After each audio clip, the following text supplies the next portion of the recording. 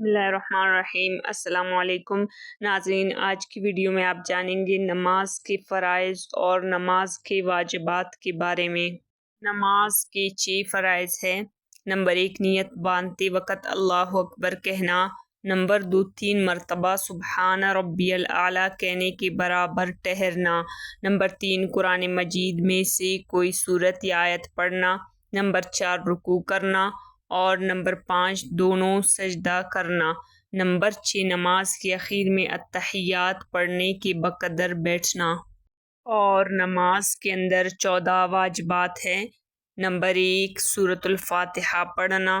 Number 2، فاتحہ کے ساتھ کوئی اور سورت ملانا۔ نمبر 3، فرائض کی ترتیب برقرار رکھنا، یعنی پہلے قیام، پھر رکوع، پھر سجدہ کرنا۔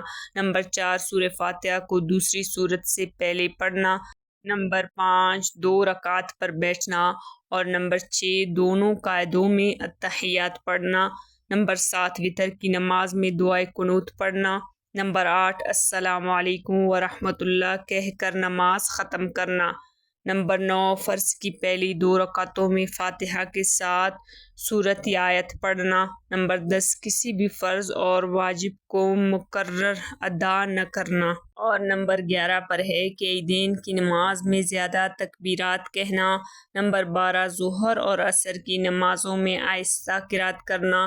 نمبر 13، مغرب و عشاء اور فجر میں امام کا آواز سے قرات کرنا۔